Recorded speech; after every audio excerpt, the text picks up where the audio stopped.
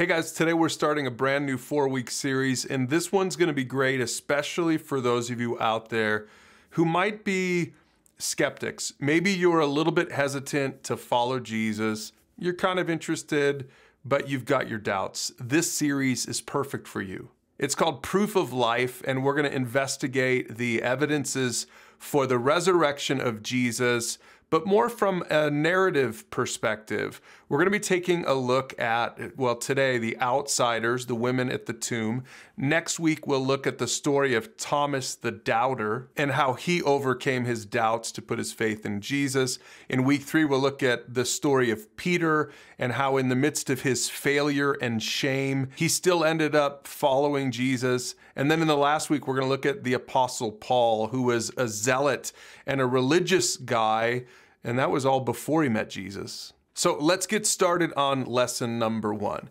During his ministry, Jesus sought the outsiders, the overlooked and the marginalized in his world. Let's take a look at a couple of examples from Scripture as we get warmed up here. Matthew chapter 8, starting in verse 2, it says, "Suddenly a man with leprosy approached Jesus and knelt before him. He said, 'Lord, if you are willing, you can heal me and make me clean.' And Jesus reached out and touched him." Now, I've underlined that because it was very unusual for someone to touch a leper. A leper was unclean and untouchable. And besides, if you touched him, you could get leprosy. But look at what Jesus says, "I am willing." And he said, "Be healed." And instantly the leprosy disappeared. Or how about this example from Mark chapter 2? It says that Levi, a tax collector, invited Jesus and his disciples to his home as dinner guests, along with many tax collectors and other disreputable sinners. And look at what it says in parentheses there. There were many people of this kind among Jesus's followers. So just in case you're coming to this series as an outsider, as someone who feels like, I don't think Jesus would be very interested in my kind, I want you to know, keep listening because this story has something in it for you. Jesus loved reaching out to the marginalized, to the outsiders. He wasn't like the typical religious leader of his day, or really of our day for that matter. In fact, Luke chapter 8 describes his disciples and a few other tag-alongs. It says there that Jesus took his 12 disciples with him, along with some women who had been cured of evil spirits and diseases. Among them were Mary Magdalene, from whom he had cast out 7 demons, and Joanna, Susanna, and many others. Now, I point this passage out because in Jesus' day, it was unheard of to have co-ed disciples. In fact, we know of no other Jewish rabbis who had women following them along with men. And here's the thing. Women were outsiders in Jesus' day, yet they're in the middle of the resurrection story. In all 4 Gospels, we see the women as the first witnesses of the resurrection. Luke chapter 24, it says, very early on Sunday morning, the women went to the tomb, taking the spices they had prepared. They found that the stone had been rolled away from the entrance, so they went in, but they didn't find the body of the Lord. And as they stood there puzzled, 2 men, angels, suddenly appeared to them clothed in dazzling robes. The women were terrified and bowed with their faces to the ground.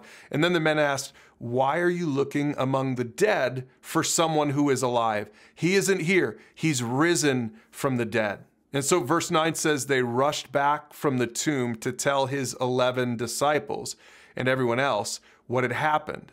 And notice it even lists some of their names. It was Mary Magdalene, Joanna, Mary the mother of James, and several other women who told the apostles what had happened. But the story sounded like nonsense to the men, so they didn't believe it. Now here's what I want you to consider as you read these words.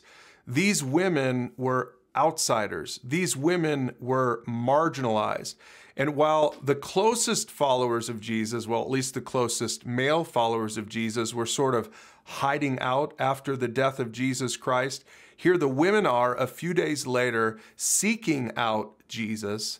And when they get to his tomb, they had found that he wasn't there. Here's what I'm driving to today. If the resurrection story had been made up, it would not have been put in the mouths of women. Women in that day weren't even allowed to be witnesses in a court proceeding. That's how marginalized women were in the first century, but not so in our Bibles.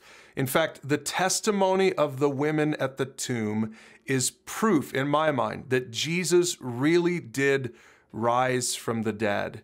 And it's also proof that his heart is for everyone, even the outsiders. So in essence, in this story, we have not just one proof of life, but two. If you're skeptical when it comes to putting your faith in Jesus, it's pretty compelling that all four Gospels put the women at the tomb even before the men.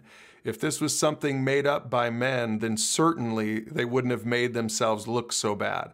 And if you're an outsider, I think you might even be more encouraged to know that Jesus is the God of outsiders. And if you ask me, that there is proof of life.